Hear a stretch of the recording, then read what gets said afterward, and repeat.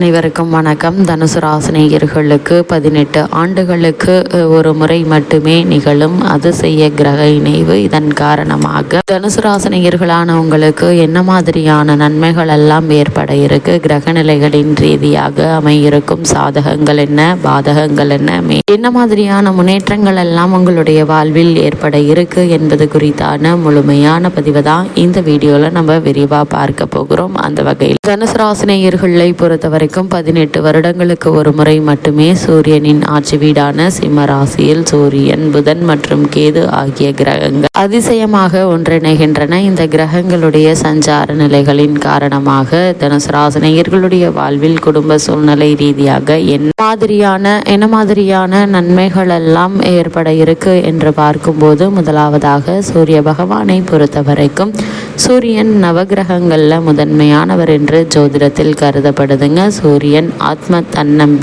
ஆத்மகாரகன், தன்னம்பிக்கை, தலைமை பண்பு, கௌரவம், அதிகாரம், அந்தஸ்து ஆகியவற்றின் காரகனாக திகழக்கூடியவர் சூரிய பகவான். அது மட்டுமில்லாமல் சூரியனின் மற்றொரு பெயர் ஆதித்யன், பாஸ்கரன், ரவி, தினகரன் ஆகும். அது மட்டுமில்லாமல் சூரிய பகவான் காசிப முனிவருக்கும் அதிதி தேவிக்கும் பிறந்தவர் என்று புராணங்கள் குறிப்பிடுகின்றன. சூரியனின் ஒருவருடைய ஜாதகத்தில் நல்ல நிலையில் இருந்தால் அவருக்கு கௌரவம், அந்தஸ்து, பதவி, பொறுப்புகள் அனைத்தும் தானாக தேடி வரும். அதே போல் கேதுவை பொறுத்த வரைக்கும் நவகிரகங்கள் ஒரு நிழல் கிரகம். சூரியன் சந்திரனை போல ஒளி தரும் கிரகம் கிடையாது. புராண கதையின்படி பார்க்கடலை கடைந்த போது கிடைத்த அமிர்தத்தை தேவர்கள் அருந்திய சமயத்தில் ஒரு அசுரன் தேவர்களின் வரிசையில் அமர்ந்து அமிர்தத்தை பெற்றார். அந்த அசுரனை மோகினி வடிவில் இருந்த திருமால் தனது சக்கரத்தால் இரண்டாக பிரித்தார். தலைப்பகுதி ராகு என்றும் உடலின் மற்ற பகுதி கேது என்றும் கூறப்படுகிறது. அதனால் ஜோதிடத்தில் ராகுவும் கேதுவும் எப்போதும் எதிரெதிர் புள்ளிகளில் இருப்பதாக கருதப்படுகின்றன. பொதுவாக கேதுவை பொறுத்த வரைக்கும் ஒருவருக்கு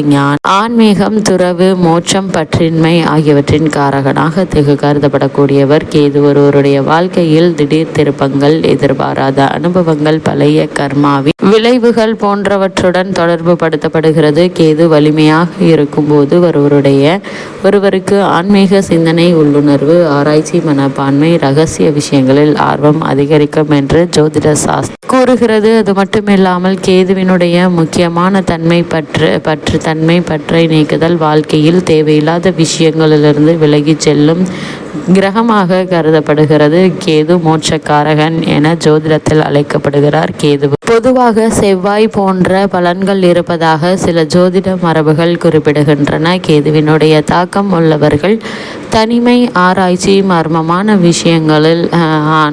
விஷயங்கள், ஆன்மீகம், தியானம் போன்றவற்றை ஆர்வம் காட்டுவார்கள். அதேபோல் புதனை பொறுத்தவரைக்கும் புதன் ஒருவருடைய ஜாதகத்தில் வலுவாக அமர்ந்திருந்தால் அவர்கள் கல்வியில் மேன்மை அடையக்கூடியவர்களாக இருப்பார்கள். அவர்கள் சென்ற இடலாம் சிறப்பு என்ற வகையில் பல முன்னேற்றங்களை அடையக்கூடியவர்களாக இருப்பார்கள். புதன் பகவானை பொறுத்தவரைக்கும் பொன் கிடைத்தாலும் புதன் கிடைக்காது என்பார்கள். அவ்வளவு மேன்மை கொண்ட புதன். அப்படிப்பட்ட இந்த 3 கிரகங்களும் தற்போது ஒரே ராசி 18 ஆண்டுகளுக்கு ஒரு முறை மட்டுமே அதிசயமாக இணையக்கூடிய அந்த நிகழ்வு தற்போது நிகழ இருக்கு. இதன் காரணமாக தனுசு ராசினியர்களான உங்களுக்கு குடும்ப சூழ்நிலை ரீதியாக என்ன மாதிரியான நன்மைகள் எல்லாம் ஏற்பட இருக்கு என்று பார்க்கும்போது, குடும்பத்தில் இவ்வளவு நாட்களாக ஏற்பட்டு வந்த சண்டை சச்சரவுகள் நீங்கி பல முன்னேற்றங்களை இப்போது நீங்கள் தாராளமாக எதிர்பார்க்கலாங்க. கூடுமான வரைக்கும் இக்காலகட்டங்கள் தனுசு ராசினியர்களான நீங்கள் எடுத்தோம் கௌத்தோம் என தடாலடியாக எந்த ஒரு முடிவையும் எடுக்காமல் பொறுமையாக நிதானமாக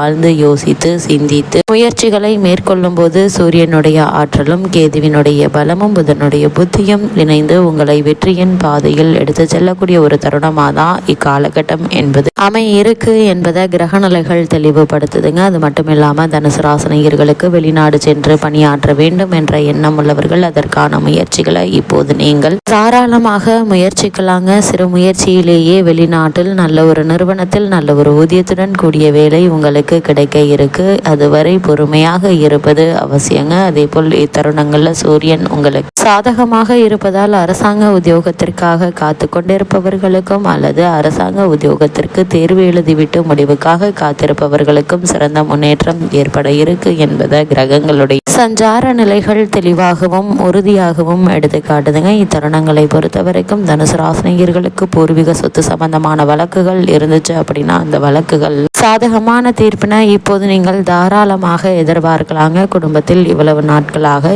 ஏதோ ஒரு காரணத்தினால் தடைபட்டு வந்த சுபகாரியங்கள் இனி துரிதமாக நடைபெற இருக்குது. குறிப்பாக திருமண சம்பந்தமான முயற்சிகளில் ஏதோ ஒரு காரணத்தினால் ஏற்பட்டு வந்த தடைகள் தாமதங்கள் விலகி நல்ல ஒரு வரன் அமைய இருக்குதுங்க. இவ்வளவு நாட்களாக வரனை தேடி நீங்கள் அலைந்த காலம் போய் வரன் உங்களை தேடி வர இருக்கு. வரன் வீடு தேடி வருகிறது என்று வரனை பற்றி தீர விசாரிக்காமல் நிச்சயித்து விட வேண்டாங்க. கூடுமான வரைக்கும் வரனை பற்றி தீர விசாரித்து ஆராய்ந்து அதற்கு பிறகு வரனை நிச்சயிப்பது தனுசு ராசினியர்களான உங்களுடைய எதிர்கால வாழ்க்கை மிக மிக நல்லது என்பதை கிரக நிலைகள் மீண்டும் மீண்டும் தெளிவுபடுத்துதுங்க. இக்காலகட்டத்தை பொறுத்த வரைக்கும் கடந்த சில வருடங்களாக புத்திர பாக்கியத்திற்காக இயங்கிக் கொண்டிருக்கும் தனுசு ராசினியர்களுக்கும் கூட இந்த கிரகங்களுடைய இணைவின் காரணமாக புத்திர பாக்கிய யோகம் கிடைக்க இருக்குதுங்க. இதனால் குடும்பத்தில் ரெட்டிப்பு மகிழ்ச்சி ஏற்படக்கூடிய ஒரு தருணமாக தான் இக்காலகட்டம் என்பது அமையிருக்கு என்பதை கிரக நிலைகள் தெளிவாகவும் உறுதியாகவும் எடுத்து காட்டுது. உத்தியோகஸ்தர்களை பொறுத்த வரைக்கும் உங்களுக்கு காரணமே இல்லாமல் கடந்த சில வருடங்களாக மறுக்கப்பட்டு வரும் பதவி உயர்வு, ஊதிய உயர்வு, உத்தியோகத்தில் கிடைக்க வேண்டிய சலுகைகள் ஆகியவற்றை இப்போது நீங்கள் தாராளமாக எதிர்பார்க்கலாம். தற்காலிக பணியாளர்களுக்கு பணி நிரந்தரம் செய்யப்படுவதற்கான சாத்தியக்கூறுகள் இருக்குதுங்க. அதனால் நீங்கள்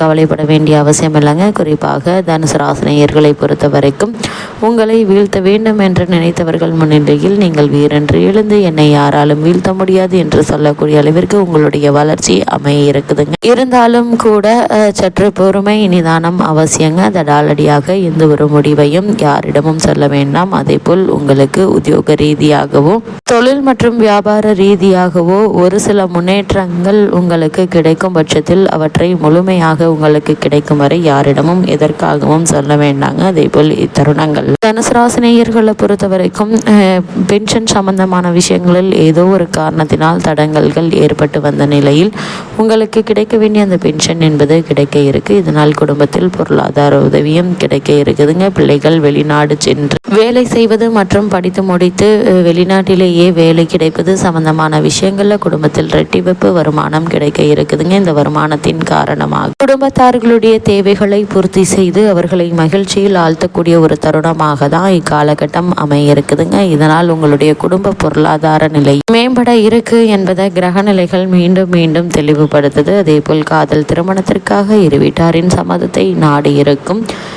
தனுசு ராசினியர்களுக்கு இப்போது உங்களுக்கான சம்மதம் கிடைக்க இருக்குதுங்க. அதனால் குடும்பத்தில் மகிழ்ச்சி ஏற்பட இருக்கு. இத்தருணங்களில் கிரக நிலைகள் ரீதியாக அமையிருக்கும் சாதகங்கள் என்ன, பாதகங்கள் என்ன, இத்தருணங்களில் கிரக நிலைகளின் ரீதியாக கூறப்படும் பரிகாரம் என்ன என்று பார்க்கும்போது வீட்டிற்கு அருகாமையுள்ள திருக்கோவிலுக்கு சென்று நெய் தீபம் ஏற்றி வைத்து வழிபடுங்க. எண்ணற்ற நன்மைகள் நிச்சயம் உங்களுடைய வாழ்வில் ஏற்படும்.